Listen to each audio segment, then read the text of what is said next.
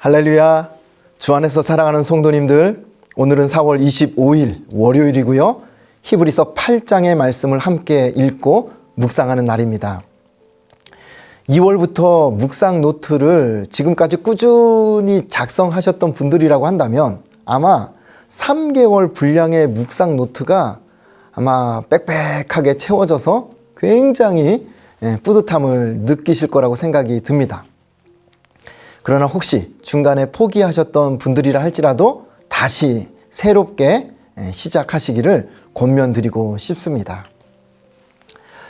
오늘 제가 여러분과 함께 읽고 묵상할 말씀은 히브리서 8장 중에 1절부터 6절까지의 말씀을 제가 읽어드리도록 하겠습니다. 지금 우리가 하는 말의 요점은 이러한 대제사장이 우리에게 있다는 것이라. 그는 하늘에서 지극히 크신 이의 보좌 우편에 앉으셨으니 성소와 참 장막에서 섬기는 이시라. 이 장막은 주께서 세우신 것이요 사람이 세운 것이 아니니라. 대제사장마다 예물과 제사 드림을 위하여 세운 자니 그러므로 그도 무엇인가 드릴 것이 있어야 할지니라. 예수께서 만일 땅에 계셨더라면 제사장이 되지 아니하셨을 것이니 이는 율법을 따라 예물을 드리는 제사장이 있음이라. 그들이 섬기는 것은 하늘에 있는 것의 모형과 그림자라. 모세가 장막을 지으려 할 때에 지시하심을 얻음과 같으니 이르시되 삼가 모든 것을 산에서 내게 보이던 본을 따라 지으라 하셨느니라. 그러나 이제 그는 더 아름다운 직분을 얻으셨으니 그는 더 좋은 약속으로 세우신 더 좋은 언약의 중보자시라. 아멘.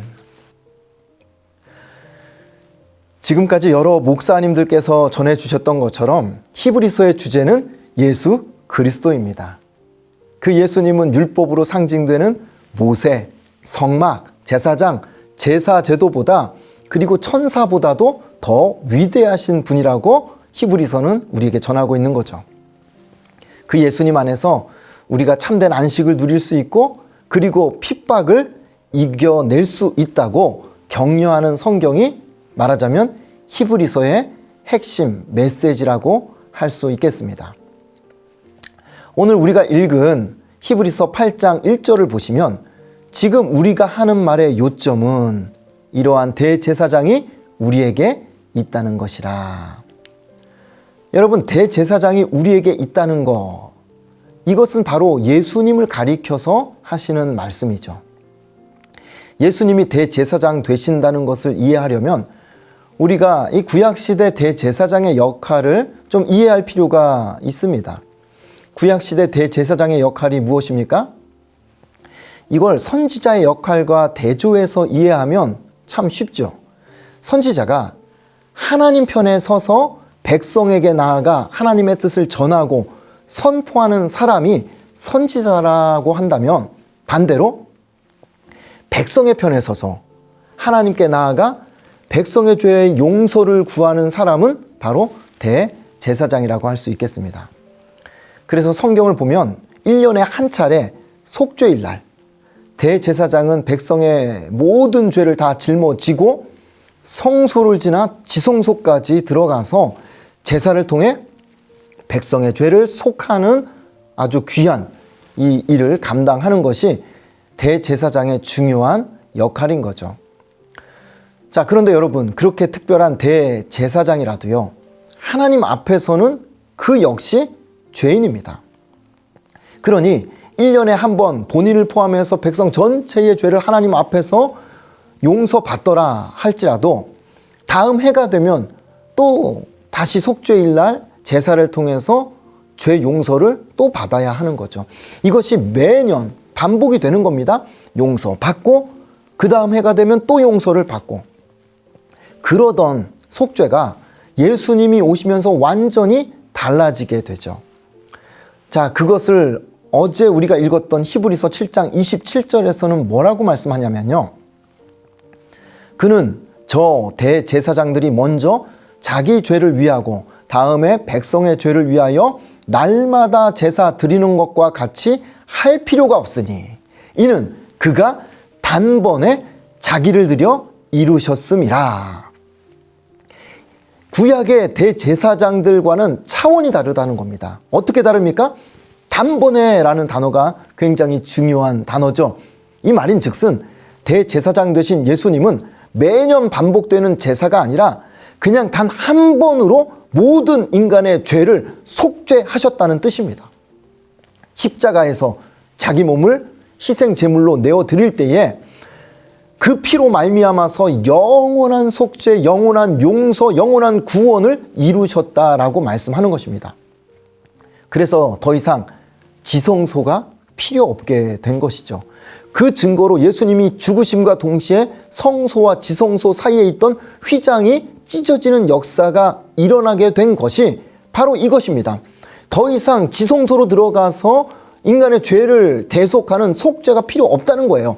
예수님이 십자가에서 단번에 완전한 구속을 이루셨기 때문에 이제 더 이상 지성소에 그런 제사는 필요하지 않게 되었다는 겁니다. 그리고 나서 이제 그 대제사장 되신 예수님이 이 땅이 아니라 하늘 보호자가 있는 하늘의 성소의 대제사장 역할을 감당하고 계시다는 것을 오늘 히브리서 8장 1절과 2절에서는 말씀하고 있는 것입니다. 저는 이 말씀을 읽으면서 묵상할 때에 마음 깊은 곳에 안심되는 마음과 평안한 마음이 아주 가득 채워지는 것을 느끼게 되었습니다. 왜 그러겠습니까? 내 인생의 모든 죄를 대제사장 되신 예수님께서 십자가에 달려 죽으심으로 단번에, 그러나 그 효력은 영원하게 그 모든 속죄를 이루셨다고 말씀하니까요. 그러니까 내 인생에 지나온 그 모든 죄에 대해서, 회개한 죄에 대해서 더 이상 고민할 필요가 없고 안심할 수 있다는 겁니다. 여러분, 만약에 이게 해결이 안 되었다면요, 아마 우리가 아무리 예수님을 잘 믿고 봉사를 많이 하고 구제를 하고 헌금을 드리고 신앙생활을 잘한다 할지라도 이미 용서받았던 그 수십 년 된 죄악들이 가끔 생각나면 그것 때문에 안심이 안 될 겁니다. 매일 그 죄 때문에 불안해할 겁니다.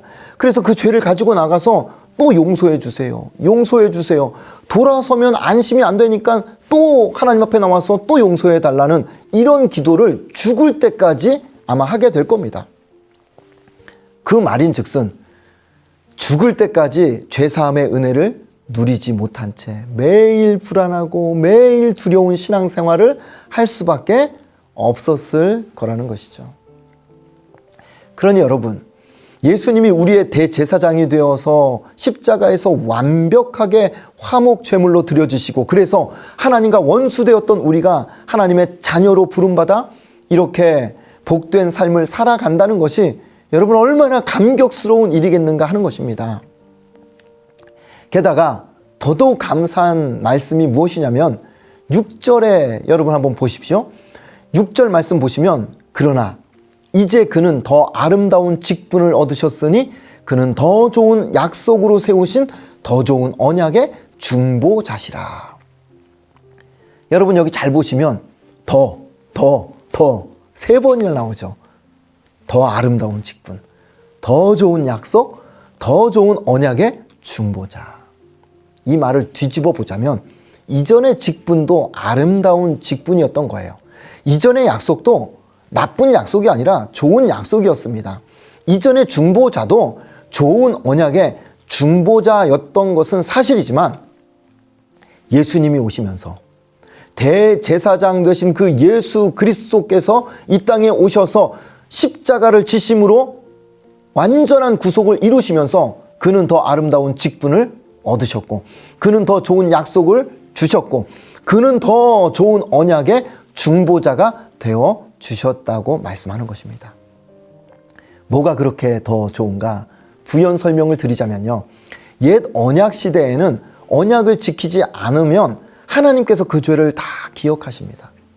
그리고 제사를 드려서 우리가 용서를 받는다 할지라도 벌을 면제하지는 않으셨다는 거예요. 그 근거가 출애굽기 34장 7절 여러분 보시면, 인자를 1000대까지 베풀며 악과 과실과 죄를 용서하리라. 자, 용서하시겠다고 말씀합니다. 그러나 벌을 면제하지는 아니하고 아버지의 악행을 자손 3, 4대까지 뭐 하시겠다고요? 보응하시겠다. 갚으시겠다. 벌하시겠다. 여러분, 무서운 말씀 아닙니까? 예수님 이전에는 하나님께서 죄를 용서하시되 그 죄에 대한 벌을 3, 4대까지 갚으실 거라고 아주 엄하게 경고하시고 그렇게 명령하십니다. 옛 언약 자체가 그런 약속이었어요. 그런데 이제 우리는 그 옛 언약을 벗어버리고 예수님으로 말미암아 새로운 언약 아래 살아가는 주님의 복된 백성이 되었습니다. 새 언약은 돌판에 새긴 게 아니라 우리의 마음, 신비에 새긴 언약이라고 성경은 말씀하죠. 언약의 당사자가 되신 하나님께서 우리의 심령 가운데 찾아오시는 겁니다. 하나님이 임재하시고 내주하셔서 이제는 영원히 떠나지 않으시겠다고 약속하시는 것이 바로 새 언약인 겁니다. 그 약속이 오늘 히브리서 8장 12절에도 나오는데요. 8장 12절 보시면 내가 그들의 불의를 긍휼히 여기고 그들의 죄를 다시 기억하지 아니하리라 하셨느니라. 그들의 죄를 다시 뭐하지 않으신다고요? 기억하지 않으신다고요. 완전한 용서를 베풀어 주신다는 겁니다. 누구 때문에? 대제사장 되신 예수 그리스도, 하나님과 우리 사이를 화목케 하신 중보자 예수 그리스도 때문에 예수님의 그 보혈이 우리의 죄와 모든 형벌을 면케 하신 줄로 믿습니다. 그러니 사랑하는 성도님들, 우리가 혹시라도 그런 생각하면서 살 때가 있습니다. 아, 내가 10년 전에 지은 죄를 하나님이 정말 완전히 용서하셨을까? 하나님이 그 죄 때문에 혹시 지금의 나를 안 좋게 보는 건 아닐까? 내가 죄를 회개하고 돌아서기는 했는데 그래도 하나님이 과거의 그 죄 때문에 어느 날 내 삶에 벌을 주지는 않을까? 내가 지은 죄 때문에 혹시나 내 아들이 또는 내 딸이 고생하게 되지는 않을까? 하나님이 벌 주지 않을까? 여러분 가운데 잠깐이라도 스쳐 지나가는 생각이라도 혹시 그런 걱정이나 두려움을 가진 적이 있으시다면요. 여러분, 오늘 이 시간부로 깨끗하게 그 모든 생각 떨쳐버리고 안심하시기를 축복합니다. 평안하시기를 축복합니다. 이건 제가 드리는 약속이 아니라 하나님의 말씀이 우리에게 주시는 약속입니다. 왜요?